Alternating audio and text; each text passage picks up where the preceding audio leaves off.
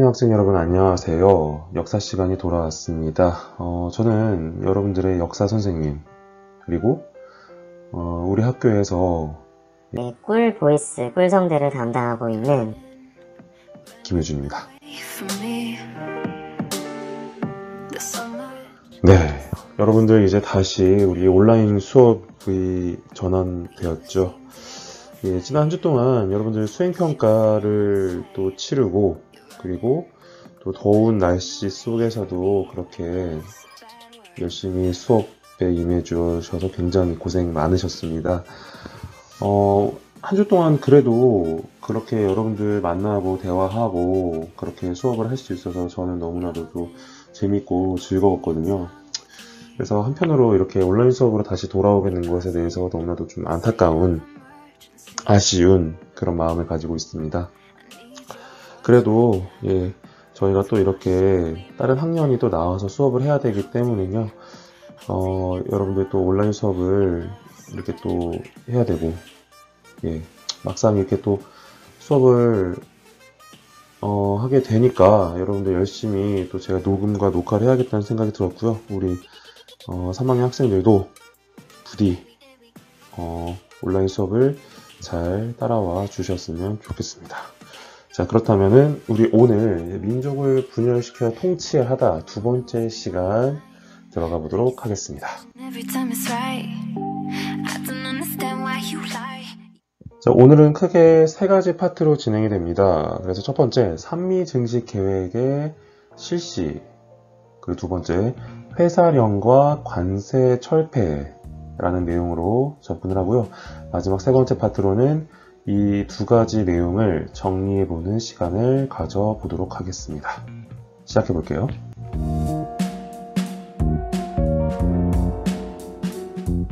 자, 그렇다면 우리 첫 번째 파트인 산미 증식 계획의 실시라고 하는 내용을 알아보도록 하겠습니다. 여러분들 산미 증식 계획이라고 들어보셨는지요? 굉장히 어려운 용어죠. 자, 그래서 우리가 본격적으로 내용을 살펴보기에 앞서서 이 산미 증식 계획이 과연 어떠한 의미를 담고 있는지 한번 알아보도록 하겠습니다. 먼저 산미는요, 쌀을 생산하다 라고 하는 의미를 담고 있고요. 자, 증식은요, 늘리다, 무언가를 늘리다 라고 하는 내용을 담고 있는 단어입니다. 그래서 이 산미 증식 계획은 쌀 생산을 늘리려고 하는 그런 계획을 말하는 겁니다. 그래서 어떻게 쌀 생산을 하려고 하는지 한번 살펴보도록 하겠습니다.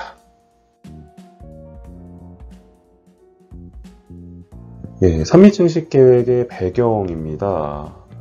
자, 이 당시에 제1차 세계대전이 끝나게 됩니다. 그래서 유럽에 있는 그 각국이 이제 전쟁을 하게 되었고, 자, 일본도 이러한 세계대전에 이제 간접적으로나마 이제 참전을 하게 됩니다.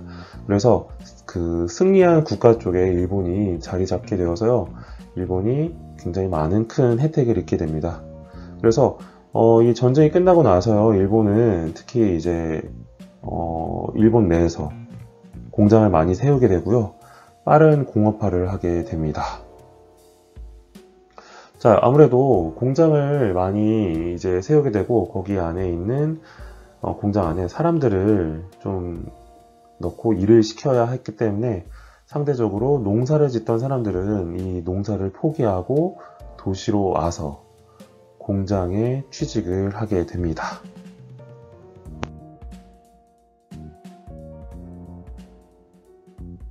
자, 아무래도 이 공장이 많이 있는 공업도시에서는요, 그 사람들이 또 많이 그 안에서 일을 하고 있기 때문에 또 먹고 또 사는 부분들이 굉장히 또 중요했어요. 그래서 아무래도 그 공업도시에서는 쌀을 많이 필요로 했습니다. 자, 하지만 그 농사를 짓던 사람들이 다 도시로 떠나게 되어서, 자, 농촌에서는 일할 사람들이 또 줄어들게 되었고요. 당연히 생산량은 떨어지게 되면서 쌀을 찾는 사람들이 굉장히 많은데 쌀은 굉장히 부족하게 생산을 하니까요, 이 쌀값은 상승하게 됩니다. 그래서 사람들은 굉장히 불만을 갖게 돼요. 자, 그래서 일본 정부는 이러한 아이디어를 내게 됩니다. 바로 식민지 한반도에서 쌀을 많이 생산해서 일본으로 가져오자는 거죠. 그래서 이 가져온 쌀을 공업도시에 있는 사람들에게 주면서 그렇게 공장을 돌리려고 하는 겁니다. 그래서 이 산미 증식 계획을 추진하게 되는 거죠. 이해가 좀 되시나요? 자, 그래서 산미 증식 계획, 이 구체적인 내용들을 한번 알아보도록 하겠습니다. 자, 과연 어떻게 이 쌀 생산을 늘릴 것이냐에 대한 내용이죠. 자, 첫 번째로는요, 수리시설을 많이 만들어 놓는 겁니다. 자, 아무래도 논과 밭에는 물을 많이 필요로 합니다. 특히 이제 논에는 또 물을 많이 필요하는데요. 자, 이렇게 물을 논으로 좀 이렇게 끌어당기기 위해서 이 수리시설을 많이 만들려고 했죠. 자, 그리고 두 번째. 자, 개간 및 간척 사업을 하는 거였습니다. 자, 아무래도 농사를 지으려면 또 많은 땅이 필요로 했죠. 그래서 그동안 사용하지 않았던 땅 혹은 바닷가 쪽을 새롭게 이제 논으로 만들면서 그 안에서 농사를 지으려고 했고요. 쌀을 생산하려고 했던 거죠. 자, 그리고 세 번째로는요, 품종을 바꾸려고 했습니다. 자, 아무래도 비, 바람 같은 것들을 잘 이겨낼 수 있는 그런 벼를 이제 심어서 아무래도 쌀을 많이 생산하려고 했던 거죠. 그래서 품종을 원래 있던 거에서 더욱더 강력한 걸로 바꾸려고 했습니다. 자, 그리고 네 번째로는요, 자, 비료를 사용해서요, 그 땅에 영양분을 좀 더 많이 주려고 했고요. 그거에 따라서 쌀 생산을 더욱 많이 하려고 했습니다. 자, 이렇게 네 가지가 산미 증식 계획의 이제 내용이라고 할 수 있는 거죠. 자, 이렇게 산미 증식 계획을 추진을 하면서요, 쌀의 생산량은 늘어나게 됩니다. 실제로 여러 가지 방법들을 이제 한꺼번에 사용하다 보니까 실제로 쌀의 생산량은 한반도 안에서 늘어나긴 했었어요. 자, 그런데 우리 여기 파란색 그래프를 보시면요, 이 파란색 그래프는 일본으로 들어간, 일본에 간 쌀입니다. 그래서 자, 일본으로 빠져나가는 쌀의 양도 늘어나게 된 거죠. 자, 결국 쌀 생산은 굉장히 많이 했지만 그거대로 일본으로 빠져나가는 쌀의 양도 굉장히 많았다는 겁니다. 예, 결국 일본의 계획은 이러했던 거죠.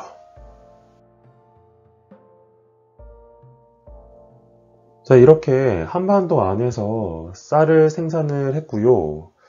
자, 결국 일본으로 많이 쌀이 들어갔기 때문에 한반도 안에서 이 쌀은 먹을 거는 부족해진 상황입니다. 그래서 일본이 이런 아이디어를 냅니다. 바로 한반도 위에 있는 만주에 그 만주에서 자란 잡곡들을 한반도로 수입하는 거였죠. 자, 결국 한반도 안에 있었던 그 식민지 한국 안에 있었던 농민들은 쌀보다는 만주에서 들어온 잡곡으로 식생활을 했던 거죠. 그리고 일본에서는 쌀을 또 나름대로 먹을 수 있었고요. 정말 차별적인 상황이 아닐 수 없죠. 자, 그리고 한편으로 또 농민들에게는요, 이 쌀을 생산하면서 농사를 지으면서 이 농민들에게 일본 정부는 비료 대금을 내라고 얘기를 합니다. 야, 우리가 너희들한테 좋은 비료 주니까 야, 너희들 그 농사 지으면서 쓴 비료 그 돈 내라, 이런 식으로 얘기를 합니다. 그리고 수리 조합비도 내게 합니다. 자, 조합이라고 한다는 것은 그 지역에 같은 뜻을 가진 사람들이 모임의 이름을 얘기합니다. 자, 수리조합이라고 한다는 것은요, 이 조합을 만들어서 이 수리시설을 같이 이용할 수 있도록 하는 걸 얘기하는 거죠. 자, 근데 자, 일제는 이 수리 조합을 강제로 만들어서 그 안에 농민들을 넣고요. 야, 너희들 수리 시설 썼으니까 돈 내는 거 알고 있지? 이런 식으로 강압적으로 돈을 거두어 드립니다. 자, 결국 비료대금도 내고 수리 조합비도 내고 그리고 쌀도 구경할 수 없고 만주에서 잡곡이 들어오고, 자, 이러한 상황에 처한 농민들 굉장히 상황이 어려워졌겠죠. 그래서 결국 농민들의 부담은 굉장히 증가하게 되고요. 마침내 이러한 농민들은 산에 들어가서 그 산에 있던 그 평지를 이제 불을 질러서요, 이제 농사를 지을 수 있게 하는 화전민이 되거나, 또 한반도 북쪽에 있는 만주나 연해주로 이주를 해서 거기서 농사를 짓는 그런 안타까운 모습을 나타나게 되었죠. 자, 결국 돈이란 돈은 다 내고 그것들을 참지 못해서 산에 들어가거나 이제 한반도를 떠나게 되는 거죠. 정말 안타까운 상황이 아닐 수 없겠죠.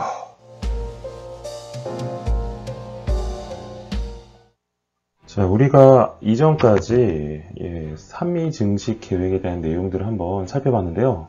자, 그렇다면 우리 두 번째 파트로 회사령 철폐와 관세 철폐라고 하는 내용에 대해서 알아보도록 하겠습니다. 자, 우리 회사령에 대해서는 우리 저번에 배웠습니다. 그래서 이 내용이 조금은 이어지니까 잘 봐주시면 감사하겠습니다.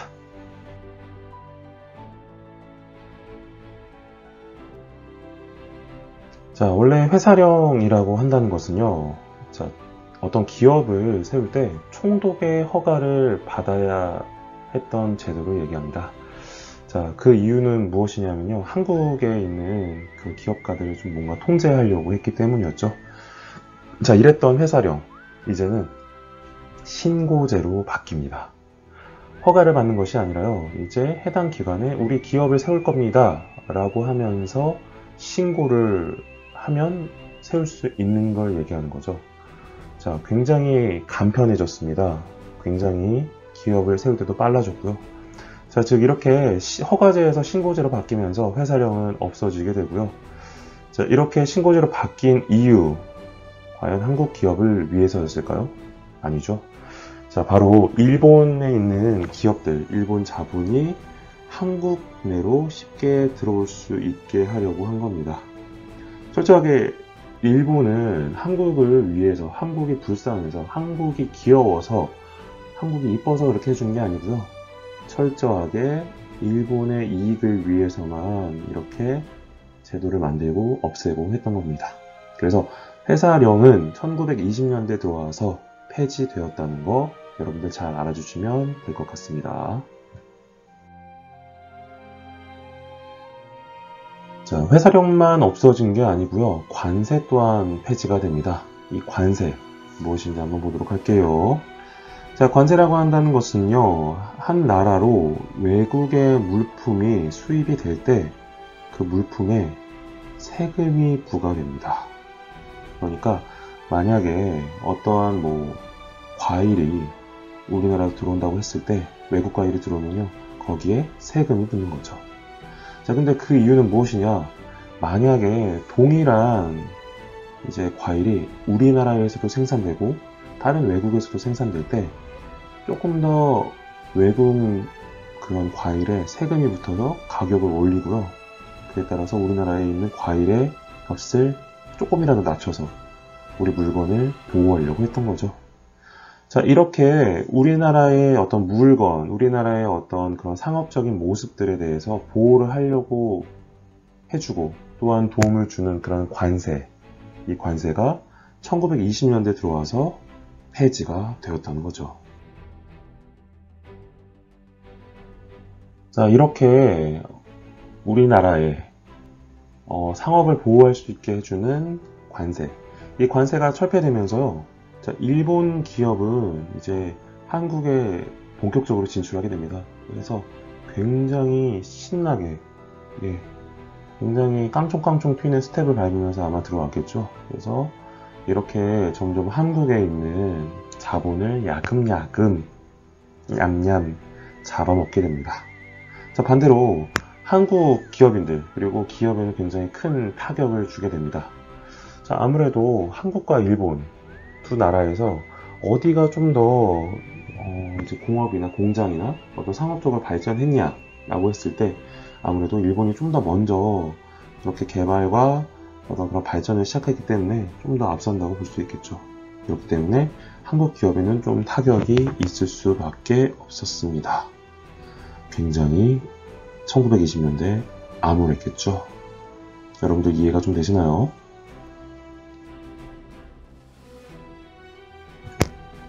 자, 그렇다면 우리가 앞에서 배웠던 이 두 가지 내용들을 다시 한번 정리해보는 시간을 가져보도록 하겠습니다. 조금 내용이 어려울 수도 있겠지만 여러분들 좀 정리하면은 괜찮아질 것 같아요. 한번 들어가 보도록 하죠. 자, 첫 번째로 산미 증식 계획입니다. 거기에 대한 배경이죠. 자, 1차 세계대전 이후에 일본은 급격하게 공업화의 길로 들어가게 됩니다. 그래서 자, 농사 짓던 사람들이 다 팽개치고 이제 도시로 들어오게 되고요. 자, 이에 따라 공장에 취직하게 되면서 과연 무엇이 됐을까요? 그렇죠. 도시의 노동자가 되었고요. 자, 도시 안에 있는 노동자는 굉장히 많아지게 되었던 거죠. 자, 그리고 이들이 먹고 싶어 하는, 이들이 원하는 쌀이 급증하게 됩니다. 수요가. 그래서 자, 도시 안에 쌀의 소비량이 증가하게 됩니다. 자, 그러다 보니까요, 일본 안에 쌀의 생산량은 좀 부족해져요. 왜냐? 농사 짓는 사람이 다 공장지대로 갔기 때문이죠. 자, 아무래도 쌀 수요는 많아지는데 쌀 공급은 줄어드니까 당연히 쌀값은 증가하게 되겠고요. 자, 이러한 쌀 부족 문제를 해결하기 위해서 결국 일제는 한국에서 산미 증식 계획을 실시하게 됩니다.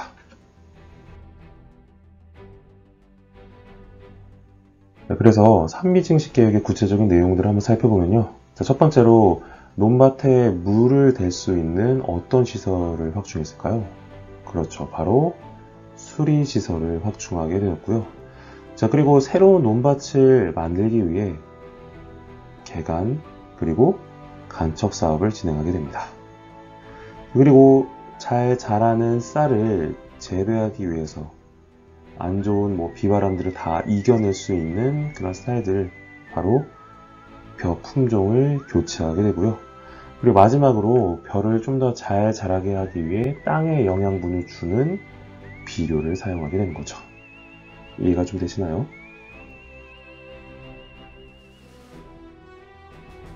자, 결과적으로 쌀의 생산량은 증가하게 되고요. 자, 아무래도 증산량, 쌀을 막 키운 것보다 결국 많이 생산한 것보다 기존에 한반도에서 만든 쌀의 양, 생산한 양보다 더 많이 증산을 시켰죠. 이 증산량보다 결국에는 일본으로 유출되는 쌀의 양이 더 많았습니다. 그래서 결국 한반도 내 쌀은 좀 부족하게 되었던 거죠.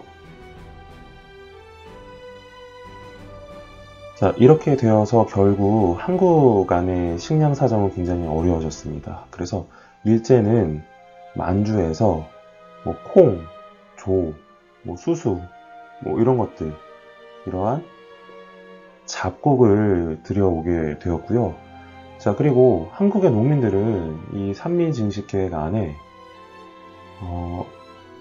비료대금, 그리고 강제로 조합에 가입이 되어서요. 자, 물을 길러 쓸 수 있는 이 수리시설을 사용할 수 있는 이 수리시설 비용, 조합비를 내게 되는 거죠. 그래서 이 쌀을 만들어내는데, 생산하는데 굉장히 큰 비용들을 부담하게 됩니다. 자, 결국 이렇게 상황이 어려워져서요.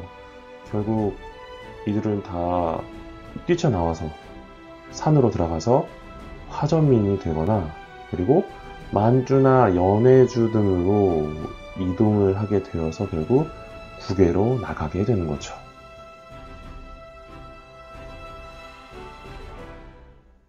자, 그리고 상업적인 측면에서는요, 회사령을 폐지하고 관세를 폐지합니다. 자, 회사령 폐지 내용을 보면요. 자, 회사 설립을 처음에 이제, 총독부에서 이제 허가를 해주는 거에 대신 이제 신고제로 전환을 하게 됩니다. 그래서 기업을 세울 때 해당 기관에 신고만 하면 언제든지 기업을 만들 수 있게 해주는 거였고요. 자, 과연 한국인들을 위한 이 회사령 폐지였냐? 절대 아니고요. 자, 언제든지 일본 자본이 한국 내에 들어올 수 있도록 그렇게 만든 어떤 그런 조치였죠. 자, 그래서 회사령 폐지는 신고제였다는 거 알아두시면 될 것 같고요. 자, 두 번째로 관세를 또한 폐지합니다. 이런 관세는 바로 무엇이었냐? 외국 물품이 국내로 들어오면서 세금을 붙이는 걸 얘기했죠. 자, 근데 이런 관세를 폐지해서요, 일본의 물품을 한국으로 언제든지 수출할 수 있도록 했고요. 기업들이 언제든지 한국으로 이것들을 수출을 해서 돈을 벌 수 있도록 한 거였죠.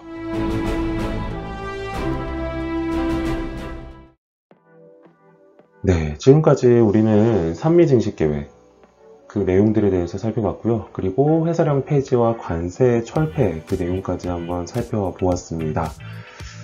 네, 여러분들 답답한 그 일제강점기 시기는 계속 진행이 됩니다. 우리 진짜 이 조상분들, 우리 선조들의 노력이 굉장히 또 고통이 얼마나 컸을지, 정말 제가 이 수업을 진행을 하면서 또 저 또한 느낄 수 있는 부분이었고요. 아마 여러분들도 공부를 하면서 느꼈을 거라 생각을 합니다. 네, 여러분들 이 느낀 점 제가 항상 잘 보고 있고요. 그리고 정말 답변을 잘 해드리려고 노력하고 있어요. 우리 학생들이 또 제가 영상을 조금씩 이렇게 수업 영상 안에 넣었는데 정말 참신하고 정말 재미난 느낀 점들이 많았어요. 자, 오늘 영상을 보고 또 느낀 점을 남겨주시면 제가 다음번에는 따로 느낀 점 박제 영상을 만들도록 하겠습니다. 그래서 여러분들이 또 수업 영상을 보고 또 지루하지 않게, 힘들지 않게 그렇게 또한 느낀 점 박제하는 시간을 한번 가져볼 테니까 여러분들 많이 기대해 주시고요. 또 우리 역사 수업 잘 들어주시면 감사하겠습니다. 예, 여러분들 쉼없이 역사 내용 쭉 진행했는데 예, 잘 들어주셔서 감사하고요. 오늘 또 다음 시간에 역사 수업을 듣는 걸로 하겠습니다. 여러분들 온라인 수업도 기간 동안에 건강 잘 챙기시고요. 예, 아마 또 금방 여러분들 보고 싶어지겠죠. 우리 조만간에 또 만나도록 해요. 여러분들 고생 많으셨습니다. 여러분들 안녕.